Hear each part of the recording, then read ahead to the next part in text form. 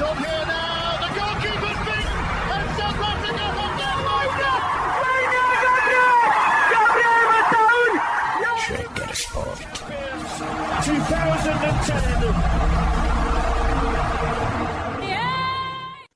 ሰላም ጤና ይስጥልን እንደምናላችሁ የተከበራችሁና የተወደዳችሁ የሸገር ስፖርት ዊዝ አበበ ግደይ የዩቲዩብ ቻናል ቤተሰቦቻችን በያላችሁበት እጅግ አስደሳች ጊዜን እያሳለፋችሁ እንደሆነ ተስፋ እናደርጋለን። መልካሙን ሁሉም ለናንተ እንመኛለን። ታዲያ ይህንን ሸገር ስፖርት ዊዝ አበበ ግደይ የሚለውን የዩቲዩብ ቻናላችንን ሰብስክራይብ አድርጉት፣ የደውል ምልክቱን ተጫኑትና አዳዲስ ፕሮግራሞችን ስንለቅ መልእክት ይድረሳችሁ። ላይክ በማድረግ እንዲሁም ደግሞ ሊንኩን ለሌሎች በማጋራት በተከታዮች ቁጥር እንድንበዛ የምንሰራቸው ፕሮግራሞችም ብዙ ሰዎች ጋር እንዲደርስ የምታደርጉትን ጥረት አጠናክራችሁ ቀጥሉ እንላለን። እስካሁን ላደረጋችሁልን ድጋፍ፣ እገዛ እና እኛን ለማንቃት ለሄዳችሁት ርቀት በሙሉ ምስጋናችን ትልቅ ነው። በጣም እጅግ በጣም አድርገን እናመሰግናለን። ለማንኛውም ዛሬ ቅዳሜ ነው። በዕለተ ቅዳሜ የሸገር ስፖርት ፕሮግራማችን የተለያዩ ጉዳዮችን እናነሳለን። ግን ዋነኛ መነጋገሪያዎቻችን አንድ ማይክል ካሪክ በማንቸስተር ዩናይትድ ቤት የመለሰው ክብር አለ። ነገር ግን ማንቸስተር ዩናይትድ አምስተኛውን ጨዋታ ከዌስትሃም ዩናይትድ ጋር 1-1 በሆናቻ ውጤት ሲጨርስ በማንቸስተር ዩናይትድ ላይ ያየናቸው ድክመቶች፣ ያስተዋልናቸው ክፍተቶች አሉ። ማንቸስተር ዩናይትድ የሚቀጥለውን ጨዋታ ከኤቨርተን ጋር ከማድረጉ አስቀድሞ ባሉት ጊዜያቶች ማይክል ካሪክና ረዳቶቻቸው የትኞቹን ጉዳዮች ሊያስተካክሉ ይገባቸዋል፣ ምን ይጠበቃል በመጪዎቹም ተከታታይ ቀናት የሚለውን ማየት ይኖርብናል። እውነት ነው፣ ማንቸስተር ዩናይትድ ቤት የተመለሰ ክብር አለ። ማንቸስተር ዩናይትድ ቤት የተመለሰ ደስታ አለ። ይሄ የማንቸስተር ዩናይትድ ቤት የተመለሰ ደስታ ለማን የበለጠውን ክሬዲት የምንሰጥበት ይሆናል የሚለው መጠነኛ መለያየትን ሊፈጥር ይችላል። መለያየት ሲባል የበዛውን ለካሪክ የሚሰጡ አሉ፣ የበዛውን ለተጫዋቾቹ የሚሰጡ አሉ። ብቻ የተጫዋቾቹም ይሁን የካሪክ የበለጠ ክብሩን የሚወስደው ማን ይሁን የሚለው እሱን ትተን ማንቸስተር ዩናይትድ ቤት ውስጥ ግን የተመለሰ ደስታ አለ።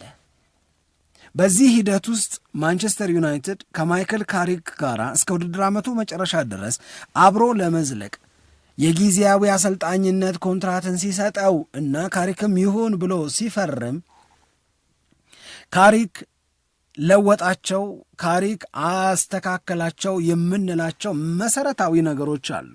እነዚህ መሰረታዊ ነገሮች መካከል አንደኛው የቡድኑ አጨዋወት በባክስሪ ከሚሆን ይልቅ ወደ ባክፎር እንዲመለስና በዋናነት 4-2-3-1 የጨዋታ ስልትን ማንቸስተር ዩናይትድ በተደጋጋሚ እንዲተገብረው ማድረግ ነው። ይህንን ሲያደርጉ ግን በጨዋታው መሃል እንደዚሁ ለውጦች ሊኖሩ ይችላሉ። ወደ 4-4-2 አስፈላጊ ሲሆን ወደ ባክስሪ ተመልሰው ማንቸስተር ዩናይትዶች ጨዋታዎች ላይ የተሻለ ውጤት ለማምጣት ጥረት ሲያደርጉ በብዙዎቹ ሲሳካላቸው አይተናል። የተጫዋቾች አጠቃቀም ካሪክ የለወጠው ሌላኛው እውነት ነው። ሌላው የተጫዋቾች አጠቃቀም ብለን ስንል ለምሳሌ ብሩኖ ፈርናንዴዥን የት ጋር ይጠቀመው ነበር አሞሪም ካሪክስ ስንል ሞር በማጥቃት እንቅስቃሴው ላይ የ10 ቁጥር ሚናን እንዲወጣ አድርጎታል። ያ ነፃነት ደግሞ እዛ ቦታ ላይ የበለጠ ምቾት ስለተሰማው ይህ ልጅ የሚሰጠው አገልግሎት እየጨመረ የጎል ተሳትፎ እያደገ መጥቷል። በዚህ ምክንያትና ሰበብ ማንቸስተር ዩናይትድ ጥሩ የሚባሉ ድሎችን አስመዝግቧል። ሊገኙ ከሚችሉ 15 ነጥቦች 13ቱን አሳክቷል። ይሄ ትልቅ የሚባል ውጤት ነው። ከብሩኖ ፈርናንዴዥ ሌላ ሌሎች ተጫዋቾችም እንደዚሁ የበለጠ ምቾት በሚሰማቸው ቦታዎች ላይ እንዲጫወቱ ማድረግ፣ ሬጉላር ቤስት 11ን ይዞ መምጣት። ለምሳሌ ዶርጉ ከመጎዳቱ በፊት ዶርጉ በእያንዳንዱ ጨዋታ ላይ በተመሳሳይ ሚና ይጫወታል። ዶርጉ ከተጎዳ በኋላ እዛው ቦታ ላይ ማቲያስ ኩኛን አርጎ የመጫወት ግን ቤስት 11ኑ ቶሎ እና ወዲያው አንዳንዴ ግራ በሚያጋባ ምክንያትም ጭምር አይነካካም። የማንቸስተር ዩናይትድን ቤስት 11 ከካሪክ ጋር ሆኖ እናውቀዋለን። ምክንያቱም በተደጋጋሚ ያደረገውን ነገር ስላየንና ስላስተዋልን ነው ይህንን በእርግጠኝነትና በልበ ሙሉነት የምንናገረው። ይሄ እውነት ነው።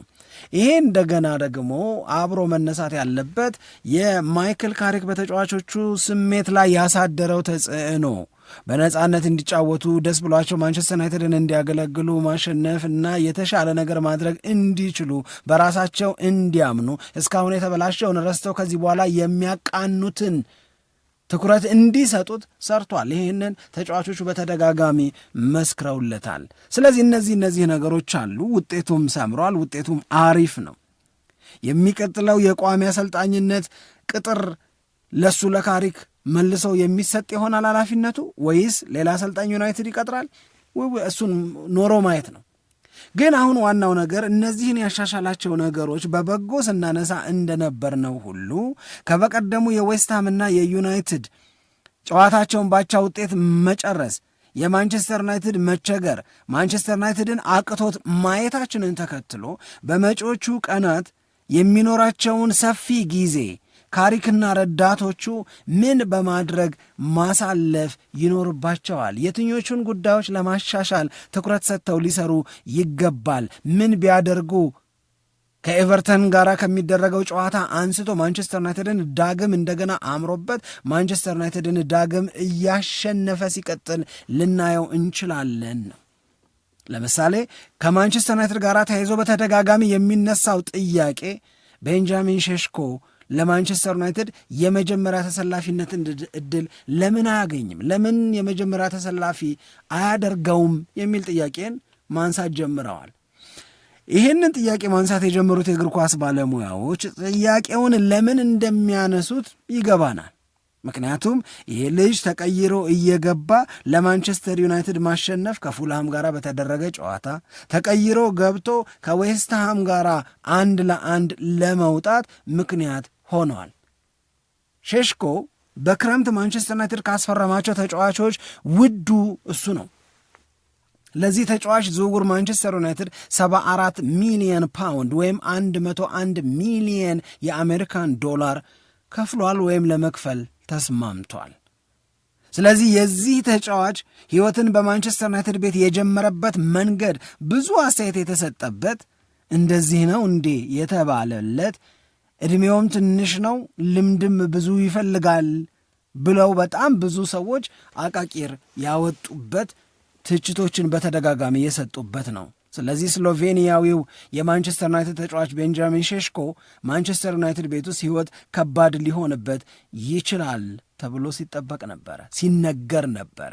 በተደጋጋሚ ከተሰጠው ዕድል ከሱ የተገኘ ውጤታማ አገልግሎት ከማነሱ ጋር ተያይዞ ነው እንዲህ ያለ አስተያየት በልጁ ላይ የሚሰጠው። ስለዚህ ከቡንደስሊጋ ተጫዋችነት ወደ ፕሪሚየር ሊግ ተጫዋችነት ማንቸስተር ዩናይትድን በመቀላቀል የተቀየረው ቤንጃሚን ሼሽኮ የዚህ የውድድር ዓመት በበጎ ስሙ የሚነሳበት፣ ሰዎች ስለሱ አሰልጣኙን በሐሳብ የሚሞግቱበት ይሆናል ተብሎ አልተጠበቀም ነበር። ነገር ግን የፈረንጆቹ 2026 ከገባ ጊዜ አንስቶ የሼሽኮ ውጤታማነት እያደገና እየጨመረ መጣ። በርንሌ ላይ 2 ጎሎችን አስቆጠረ። 94ኛው ደቂቃ ላይ ፉልሃም ላይ ያስቆጠረው ጎል ለማንቸስተር ዩናይትድ ድልን አስገኘ። 96ኛው ደቂቃ ዌስትሃም ላይ ያገባው ጎል ማንቸስተር ዩናይትድ እና ካሪክ የመጀመሪያ ሽንፈታቸውን እንዳይቀምሱ አደረገ። አንድ ሀቅ መናገር ይቻላል ስለ ቤንጃሚን ሼሽኮ። ቤንጃሚን ሼሽኮ በካሪክ የአሰልጣኝነት ቆይታ ባለፉት 5 የፕሪሚየር ሊግ ጨዋታዎች በካሪክ የተሰጠው ሜዳ ላይ የመቆየት ዕድል ቢደመር 60 ደቂቃ ነው የሚሞላው። 60 ደቂቃዎች ናቸው ያሉት። ካሪክና ማንቸስተር ዩናይትድ ስንት ደቂቃ ተጫወቱ እስካሁን? 450። ስለዚህ ከነዚህ 450 ደቂቃዎች ውስጥ ካሪክ ለሼሽኮ የፈቀደለት 60 ደቂቃውን ያህል ብቻ ነው። ይሄ ማለት በሌላ አነጋገር 390ውን ደቂቃ በሌሎች ተጫዋቾች ላይ የበለጠ ተማምኗል። በቀሪዎቹ 390 ደቂቃዎች ላይ ካሪክ ከሌሎቹ ተጫዋቾች የበለጠ አገልግሎት፣ የበለጠ ውጤታማነትን አገኛለሁ ብሎ አምኗል ነው። እንዲህ ብሎ አምኖ መጀመር ምንም ላይሆን ይችላል፣ ችግር ላይሆን ይችላል፣ ስህተት ላይሆን ይችላል። ነገር ግን በእነዚህ በተሰጡት 60 ደቂቃዎች ለማንቸስተር ዩናይትድ ሼሽኮ በሰጣቸው አገልግሎቶች ቆም ብሎ ማሰብ አለመጀመር ግን ልክ ሊሆን አይችልም። ተወደደም ተጠላም ለማንቸስተር ዩናይትድ የቤንጃሚን ሼሽኮ ጎሎች 4 ነጥብ አስገኝተዋል። ከፉልሃም ድል አስገኝተዋል። እሱ ባያገባ ኖሮ አቻ ነበር የሚወጡት። ከዌስትሃም ነጥብ አጋርተዋል። እሱ ባያገባ ኖሮ በዌስትሃም ዩናይትድ ማንቸስተር ዩናይትድ 1-0 ይሸነፍ ነበር። ስለዚህ ከዌስትሃም የተገኘው ነጥብ ክሬዲቱ ለሼሽኮ ነው። ፉልሃምን በማሸነፍ የተወሰደው 3 ነጥብ ክሬዲቱ ዊኒንግ ጎሉን ስላገባ ለቤንጃሚን ሼሽኮ ነው። 4 ነጥብ ለማግኘታቸው ምክንያት ነው። ሌላው ግን መነሳት ያለበት የዌስትሃምና የማንቸስተር ዩናይትድ ጨዋታን ላየ ላስተዋለ እና በእውቀትም ጨዋታውን ለመተንተን ለሞከረ ማንቸስተር ዩናይትድ እንደ ቤንጃሚን ሼሽኮ አይነት ታርጌት ማን የሆኑ ተጫዋቾችን ይፈልጋል። ኳሶችን የሚያሻግሩለት ተጫዋች፣ ኳሶች ቢሻገሩለት የተሻለ የመጠቀም እድል ያለው ተጫዋች ይፈልጋል። ይሄንን የፈለገው ለምንድን ነው ስንል ከዌስትሃም አጨዋወት ተነስተን ነው። የዌስትሃምን አጨዋወት ላየ ሰው ማንቸስተር ዩናይትድ ቤንጃሚን ሼሽኮን ቀደም ብሎ ቀይሮ አስገብቶት ቢሆን ኖሮ የተሻለ ውጤት ሊመጣ የሚችልበት እድል ሰፊ ነው ይላሉ። ይሄንን ደግሞ ካሪክም አምኖበታል። የሆነውን ካየ የሆነውን ካስተዋለ በኋላ 69ኛው ደቂቃ ድረስ መጠበቅ አልነበረብኝም፣ ሼሽኮን ቀይሬ ቀደም ብዬ ማስገባት ነበረብኝ የሚል አስተያየትን ሰጥቷል። ምክንያቱም እንደ ዌስትሃም ያሉ ክለቦች በመከላከል አቅማቸው የሚተማመኑ ከተከላክሎ ለመጫወት አቋም ይዘው ወደ ሜዳ የሚገቡ ወስነው ወደ ሜዳ የሚገቡ ክለቦች የቤንጃሚን ሼሽኮ አይነት ተጫዋቾችን ለመጠቀም የሚያስገድዱ ናቸው። አሁን ቀጥሎ ማንቸስተር ዩናይትድ የሚያደርገው ጨዋታ ከኤቨርተን ጋር ነው። የዌስትሃም እና የኤቨርተን ባህሪ ደግሞ አንድ አይነት ነው። ስለዚህ ቤንጃሚን ሼሽኮን ቤስት 11 ውስጥ ለማስገባት ወይም ለሱ ሞር ሚኒት ለመስጠት ካሪክ ይገደዳል። ይህንን ግዴታውን ለመፈጸም ደግሞ ለመወጣት እና ሲወጣም ማንቸስተር ዩናይትድን ሳያከስርና ሳይጎዳ እንዲሆን ለማድረግ ያለ ምንም ጥርጥር ካሪክ በሚገባ ተጫዋቹን ማዘጋጀት፣ እሱን እየተጠቀሙ ውጤታማ የሚሆኑበት መንገድ ላይ መዘጋጀት ይኖርበታል ነው። ይሄ አንዱ በመጪዎቹ ቀናት ማንቸስተር ዩናይትድ ቤት ውስጥ በደንብና የምር ሊሰራበት የሚገባ ጉዳይ ነው። ሁለተኛው ጉዳይ ማንቸስተር ዩናይትድ በአሞሪምም ዘመን ማን ዩናይትድ በካሪክም ጊዜ ተመሳሳይነት አለው የሚባለው በኳስ ቁጥጥር ብልጫ የሚወስዱበት ተጋጣሚዎች ይመቹታል የሚለው ነው። በኳስ ቁጥጥር ከበለጥከው ማንቸስተር ዩናይትድን የማንቸስተር ዩናይትድ የማሸነፍ ዕድል ሰፊ ነው። ይህንን በማሳያዎች ልናሳይ እንችላለን። በአሞሪምም ጊዜ በትክክል ምሳሌዎችን እየጠቀስን ልናብራራ እንችላለን። በካሪክም ጊዜ ለምሳሌ የካሪክን ጊዜ ስንወስድ ማንቸስተር ዩናይትድ የመጀመሪያ ጨዋታውን ከካሪክ ጋር ሆኖ ያደረገው ከማንቸስተር ሲቲ ጋር በዛ የማንቸስተር ደርቢ ጨዋታ ማንቸስተር ሲቲ 68% የኳስ ቁጥጥር ነበረው። ኳሱን ተቆጣጥሮታል 68%። የማንቸስተር ዩናይትድ የኳስ ድርሻ 32% ነው። ነገር ግን ማንቸስተር ዩናይትድ ለአይን ሞልቶ ልብ የሚሞላ እንቅስቃሴ አድርጎ በማንቸስተር ሲቲ ላይ ብልጫን ወስዶ 2 ጎል አስቆጥሮ አሸነፈ። ካገቧቸው ይልቅ የተሻሩባቸው፣ ካገቧቸው ይልቅ ዶናሩማ ያዳነባቸው፣ ካገቧቸው ይልቅ የማንቸስተር ዩናይትድ ተጫዋቾች የሳቷቸው ኳሶች እየተባለ እስኪነገር ድረስ ማንቸስተር ዩናይትድ በዛ ጨዋታ ያምር ነበር። ግን የኳስ ድርሻቸው 32% ነው። ከዛ የመቀጠለው ጨዋታ ከአርሰናል ጋር ያውም በኤምሬትስ ስቴዲየም የተደረገው ነው። አርሰናል 56% የኳስ ቁጥጥር ነበረው፣ በቦል ፖሴሽን ይበልጠዋል ከማንቸስተር ዩናይትድ። ነገር ግን በማንቸስተር ዩናይትድ ተጫዋቾች ስር የነበረው የ44% የኳስ ቁጥጥር ለማንቸስተር ዩናይትድ አርሰናልን ለማሸነፍ በቂ ነበረ። ማንቸስተር ዩናይትድ ኳሱን ይበልጥ የሚቆጣጠሩ ክለቦች ይመቹታል የሚለውን ይሄ በትክክል ያሳያል። ሌላው ቀርቶ ፉልሃምን ሲያሸንፍ ማንቸስተር ዩናይትድ በፉልሃምና በማንቸስተር ዩናይትድ ጨዋታ የፉልሃም የኳስ ቁጥጥር 58% ነበረ፣ የዩናይትድ 42% ነው። እዛም ጨዋታ ላይ አሸንፏል። ስለዚህ ማንቸስተር ዩናይትድ እንደዚህ ያሉ በኳስ ቁጥጥር ሊበልጡት በተዘጋጁ ኳሱን ተቆጣጥሮ በመጫወት ውስጥ ምቾት ያላቸው ተጋጣሚዎች ይመቹታል። ነገር ግን እንደ ዌስትሃም ያሉ መከላከልን ምርጫቸው የሚያደርጉ በራሳቸው የግብ ክልል አካባቢ ለማንቸስተር ዩናይትድ ምቾትን የሚነሳ ለማንቸስተር ዩናይትድ እድልን የሚከለክል የመከላከልን ስራ ለመስራት ቆርጠው ወደ ሜዳ የሚገቡ ተጋጣሚዎች ማንቸስተር ዩናይትድ በኳስ ቁጥጥር እንዲበልጣቸው ይፈቅዳሉ፣ ነገር ግን በውጤት እንዲበልጣቸው አያደርጉትም። ዌስትሃም ዩናይትድ ጋር የሆነው ይሄው ነው። ከቶተንሃም ጋር የሆነውን እንረዳለን። ቶተንሃም የሮሜሮ በቀይ ካርድ መውጣትን ተከትሎ በኳስ ቁጥጥር ቢበለጥ ይህንኑ ትንታኔ በተመሳሳይ ስሜት በተመሳሳይ ምክንያት እንዳንቀጥልበት ያደርጋል። ምክንያቱም በጨዋታው አብዛኛውን ክፍለ ጊዜ ማንቸስተር ዩናይትድ የቁጥር ብልጫ ነበር፣ የተጫዋቾች ቁጥር ብልጫ ነበረው ሮሜሮ በቀይ ካርድ ስለወጣ። ስለዚህ ካሪክና ረዳቶቹ በመጪዎቹ ቀናት ተጋጣሚዎቻችን በኳስ ቁጥጥር ሲበልጡን ብቻ አይደለም ብርቱ ሆነን መታየት ያለብን፣ እዛ ውስጥ ያለን ምቾት አሪፍ ነው፣ አስፈላጊ ነው። ነገር ግን በኳስ ቁጥጥር ግድ የለሽ የሆኑ ለኳስ ቁጥጥር ደንታቢስ የሆኑ ክለቦችን ስንገጥም እንዴት እናሸንፍ የሚለውን ደግሞ መስራት አለባቸው፣ መዘጋጀት አለባቸው። ምክንያቱም አሁንም ቀጥለው የሚያደርጓቸው ጨዋታዎች ልክ እንደ ዌስትሃም አይነት ባህሪ ያላቸው ለኳስ ቁጥጥር ደንታቢሶች ናቸው። ኤቨርተን አንዱ ነው። ክሪስታል ፓላስ ሌላው ነው። ኳሱን የያዘው የራስ ጉዳይ ነው፣ እሱ ምንም አይመስለውም።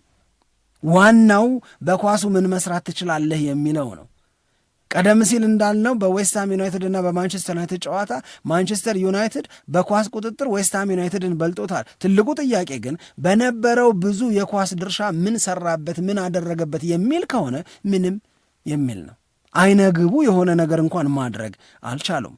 ስለዚህ የካሪክ የስቲቭ ሆላንድ እና የሌሎቹም የዩናይትድ አሰልጣኞች ስብስብ ትልቁ ቀጣዩ ቻሌንጅ፣ ትልቁ ቀጣዩ ፈተና የሚሆነውም መሆንም ያለበት በኳስ ቁጥጥር ውስጥም ምቾት ያለው ውጤት ያለው እንቅስቃሴን ማድረግ መቻል አለባቸው ነው። ሶስተኛው መሰራት ያለበት አለበለዛ ተመሳሳይ ፈተና አለበለዛ ተመሳሳይ ችግር ልናይ የምንችልበት ጉዳይ ማንቸስተር ዩናይትድ በሳምንቱ ላይ ጨዋታዎችን ማድረግ ይችላሉ የሚል ጥያቄ የተነሳበት ነው። ሸገር ስፖርት ላይ ሰምታችሁ ከሆነ ማንቸስተር ዩናይትድ ከዌስትሃም ጋር ከመጫወቱ በፊት የዚህ ጨዋታ አንዱ ልዩ ያልተለመደ ባህሪው የሚሆነው ማንቸስተር ዩናይትድ ከአንድ ጨዋታ ወደ ሌላ ጨዋታ ለመሄድ አንድ ሳምንት የማያገኝበት መሆኑ ነው አለ። ለምሳሌ ማንቸስተር ሲቲን ገጠመ፣ አሸነፈ። ከዛ አርሰናልን ሲገጥም ሙሉ ሳምንት ረፍታለሁ። ማንቸስተር ሲቲን ገጥሞ አርሰናልን ገጥሞ ከዛ በኋላ ወደ ፉልሃም ጨዋታ ሲሄድ ሙሉ ሳምንት ነበረው ለፉልሃም ጨዋታ ለመዘጋጀት። ከፉልሃም ጨዋታ ወደ ቶተንሃም ሲሄድ ሙሉ ሳምንት ነበረው ለመዘጋጀት። ከቶተንሃም ወደ ዌስትሃም ለመሄድ ግን 2 ቀናት ብቻ ኖሩት። እናም ለመጀመሪያ ጊዜ በካሪክ ስር ሆነው የማንቸስተር ዩናይትድ ተጫዋቾችን በደንብ እና በግልጽ ሲያቅታቸው አየን። እንዲህ ያለውን በሳምንት 2 የመጫወት አቅም ማጣት ማስተካከል አለባቸው።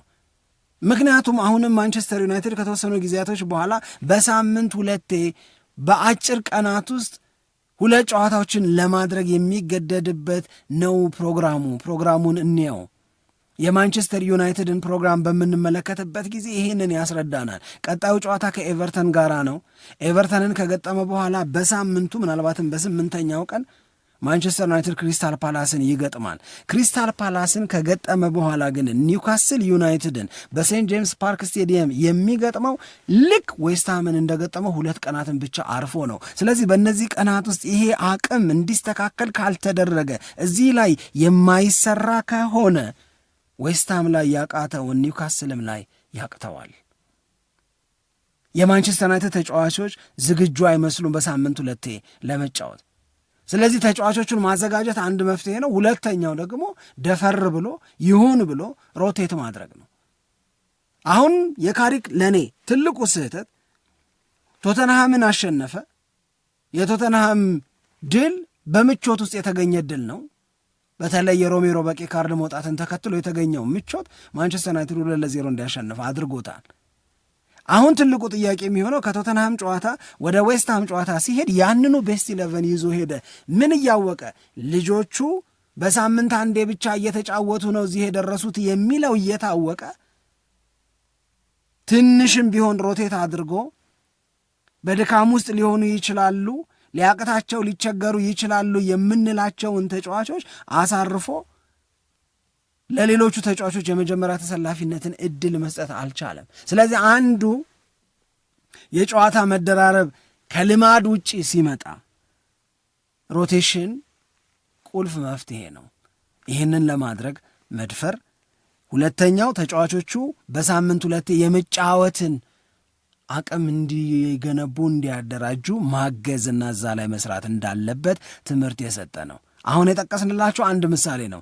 ክሪስታል ፓላስን ገጥመው ኒውካስልን ሲገጥሙ ያለውን ነው። ግን ትንሽ ቆይቶ ደግሞ የ3-4 ቀናት እረፍት ብቻ የሚደረግበት ጨዋታ አለ። አስቶን ቪላን ከገጠሙ በኋላ በርንመዝን ሲገጥሙ አሁንም የ4 ቀን አካባቢ እረፍት ብቻ የሚያገኙበት ይመጣል። ሙሉ ሳምንት ወይም 8 ቀን አካባቢ እረፍት የሌለበት ማለት ነው። ስለዚህ ለእንደነዚህ ያሉ ፈተናዎች ማንቸስተር ዩናይትድን በሚገባ ማዘጋጀት ይጠበቅባቸዋል። ማንቸስተር ዩናይትዶች እነ ማይክል ካሪክ፣ እነ ስቲቭ ሆላንድ፣ እነ ጆናታን ዊድጌት ይህንን መስራት መቻል አለባቸው ነው። ከዌስትሃሙ ጨዋታ በፊት ማንቸስተር ዩናይትድን በተመለከተ ይወጡ የነበሩ ዜናዎች አሉ። እነዚህ ዜናዎች መካከል አንደኛው ሃሪ ማጓየርን ለአንድ ተጨማሪ ዓመት የማስፈረም ፍላጎት አለ የሚል ነው። ይህንን ያው በእኔ እምነት በቋሚነት የሚቀጠር ከሆነ እሱ ሊወስነው ይችላል። ሃሪ ማጓየርን ይዤ መቀጠል ይገባኛል፣ ያስፈልገኛል፣ ልጁም ይጠቅመኛል ብሎ መወሰን። አሁን በጊዜያዊ አሰልጣኝነት ስር ሆኖ ግን ይህንን እንዲወስን ከካሪክና ከነስቲቭ ሆላንድ መጠበቅ በጣም አስቸጋሪ፣ በጣም ልክ ላይሆን ይችላል። ግን የሃሪ ማጓየርን ጉዳይ በተመለከተ የሚሰጠው ሐሳብ ግን በጣም ወሳኝ ነው። ሃሪ ማጓየር የማንቸስተር ዩናይትድ ኮንትራቱን ይሄ የውድድር ዓመት ሲያበቃ ይጨርሳል። ነገር ግን ከሃሪ ማጓየር እየተገኘ ያለው አገልግሎት ለዚህ ልጅ ግን ተጨማሪ የ1 ዓመት ጊዜ ብንሰጠው አይሻልም ወይ የሚል ጥያቄን ስለጫረ ነው ከዌስትሃሙ ጨዋታ በፊት ትልቅ ዜና ሆኖ የመጣው። ማንቸስተር ዩናይትድ ይህንን ሊገፋበት ይችላል ግን እስካሁንም ድረስ ገፍተው እንዳይሄዱ ያደረጋቸው ትልቅ ኢሹ አለ በዩናይትድ ቤት። በአሰልጣኞቹም ጥንቃቄ የሚፈልገው ጉዳይ ለምንድን ነው በዌስትሃም ጨዋታ ተቀይሮ የወጣው? የሃምስትሪንግ ጉዳት ስጋት ስለነበረ ነው። ኦፍኮርስ ጨዋታው ካለቀ በኋላ ሲወጡ ከስቴዲየም ምናምን ሲወጡ ደህና ነኝ የሚል መልእክትን ሲያስተላልፍ ተሰምቷል ሃሪ ማጓየር። ነገር ግን የሃምስትሪንግ ኢሹ ግን ነበረበት። በተደጋጋሚ ብዙ ጨዋታዎች እንዲያልፉት የሚያደርገው እየተደጋገመ እየመጣ ከሜዳ የሚያርቀው ጉዳት አሁንም ምልክት ሰጥቷል። ስለዚህ ይሄ ልጅ እንዲሁ በሃምስትሪንግ ጉዳት ምክንያት ከሜዳ እየራቀ የሚቀጥል ከሆነ ለዌስትሃም ዩናይትድ ነገሩን እና ሁናቴውን አስቸጋሪ አያደርገውም የሚል ነው። ዞሮ ዞሮ በማንቸስተር ዩናይትድ ቤት ውስጥ ምቾት ተመልሷል፣ ክብር ተመልሷል፣ ደስታ የነሱ ሆኗል። ይሄንን ለማስቀጠል አሁን ከላይ የጠቃቀስናቸውን ነገሮች ትኩረት አድርጎ መስራት ለማንቸስተር ዩናይትድ በጣም ለካሪክ እጅግ አስፈላጊ ነው። ይሄንን በማድረግ ውስጥ ነው ምቾት የሚኖራቸው የሚለውን መጥቀስ ያስፈልጋል። ካሪክና ማንቸስተር ዩናይትድ ተመችቷቸው አብረው እየቀጠሉ ነው። መጨረሻውን ማንም አያውቅም። ለማንኛውም አብራችሁን ስለነበራችሁ እጅግ በጣም አድርገን እናመሰግናለን። ደግሞም በሌሎች አዳዲስ መረጃዎች ዳግም እንገናኛለን። ቀሪ ቀናችሁ ውብ ሆኖ ይቀጥል። ኢትዮጵያ ለዘለዓለም ትኖር።